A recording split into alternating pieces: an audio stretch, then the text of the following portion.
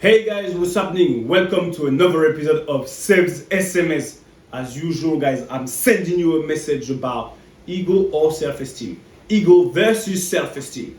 If you want to know which one you should develop, what's the difference between the two, stay tuned. I'm coming back for you. Let's go. That's the message I'm sending you. Ego or self-esteem. Let's go. Bah! Sebastian Baton is now very much the Anglophile.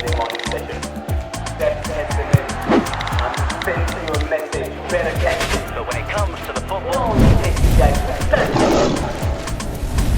What's happening, my people? What's happening? Talk to me. How are you? How was your week? You know what? I'm pumped up. Saturday morning session, Seb's SMS. You know the drill. The season is over. Okay, no problem. But still, tonight there's a massive game. And you know what I'm talking about? Champions League final. But that made me think about something. Guys, are the champion, the biggest champion, got an ego or they got a high self-esteem? What is the difference between the two? That's what I want you to realize today, especially today. What do they need to use in order to lead the trophy? And let me tell you the difference. The difference between you having an ego, a high or too strong ego, or a high self-esteem is based on what? It's based on the source of your confidence.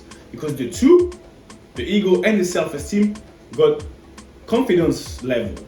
But when you talk about your ego is based on something non-tangible, something, an idea, a high value of yourself that you haven't accomplished, something that you haven't done. It's more of an entitlement. You feel entitled because of the vision, the imaginary vision that you have about yourself. On the flip side, the self-esteem, you have a such confidence about yourself, but it's based on something you've accomplished, something you've truly done, an achievement that gives you a high self-esteem. But sometimes we might mix the two of them, and that's sometimes the problem. But let me give you 3 points between the two that makes the difference. When you have a big ego or a good self-esteem, right? The love of oneself, you loving yourself. When you have an ego, it's all about you. Everything is a me game. It's all about me. Oh no, I'm the best. The way you look at yourself. If you're one of them, listen to me.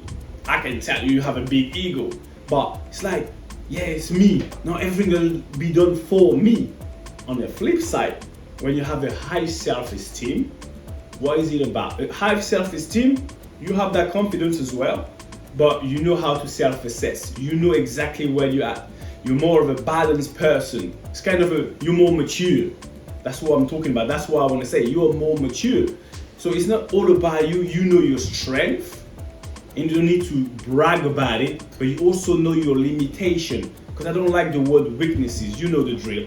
Because for me, you don't have weaknesses. You have known talent. But when you have a good self-esteem, that's the difference between having a high ego, a strong ego, and a good self-esteem. Tell me if you don't get it. But if you don't get it, we can talk about it in a comment, in a DM me. Second point.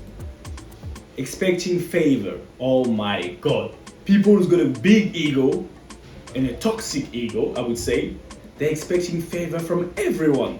You're always thinking, you know what, they should do that for me.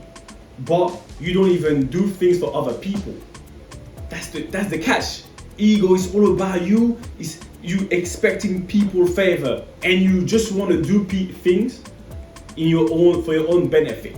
You don't do things for them, but they're gonna be beneficial to you. On the flip side, when you got a good self-esteem, you're a team player. You don't need people to do things for you because it's natural. You know where you're at. You've proved yourself, so you know exactly where you're at. You don't have to prove it. When you got your ego, you're fighting. You want to show people all the time. But who are you trying to impress really? Is it other people or yourself? That's my thing. And the third point, accepting acceptance of criticism. Listen to me.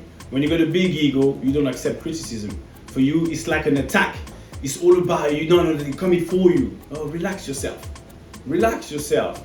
Stop being paranoid. But that's the sign of having a big ego. On the flip side, self-esteem, people see that as feedback. Everything is positive. They don't see no threat. They just accept it the way it is because they know that's for them. And that's the difference. That, you know what I'm saying? There's a confidence aspect in both of it. But now, guys, let me tell you, I'm asking you, when do you need your ego? Because listen to me. I'm a football player at heart. When do you need your ego or self-esteem?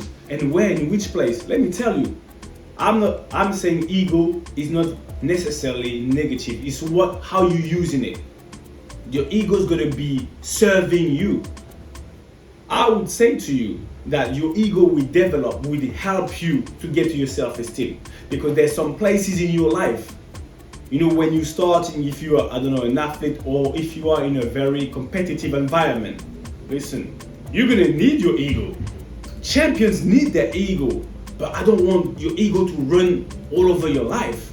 It shouldn't run your life. Your ego should be used accordingly. To start with, to impose yourself when you haven't done nothing, obviously you need some ego. The ego can be very beneficial for your career. The ego can take you to your self-esteem. And that's how I want you to say, it's not about using one or another. Gel the two together. Use the ego, who's going to propose you to your self-esteem. Because once you've imposed yourself with your self-belief and you know who you are, even though you haven't proved anything yet, that's your ego.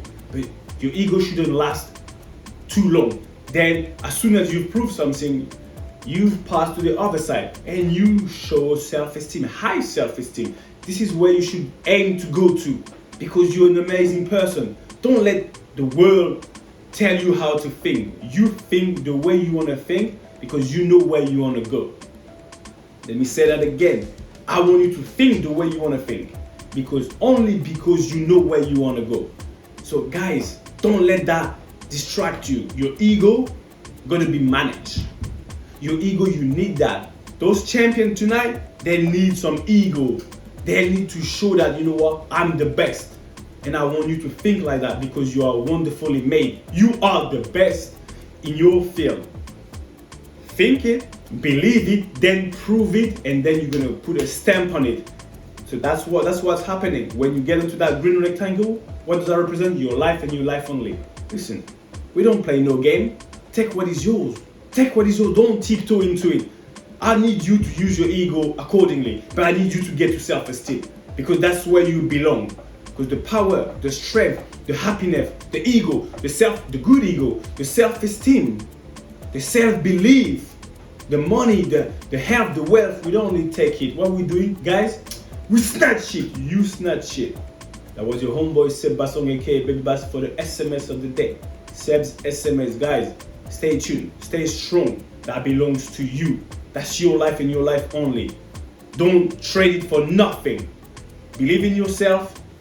Summed up, subscribe. We're together. I'll see you next week.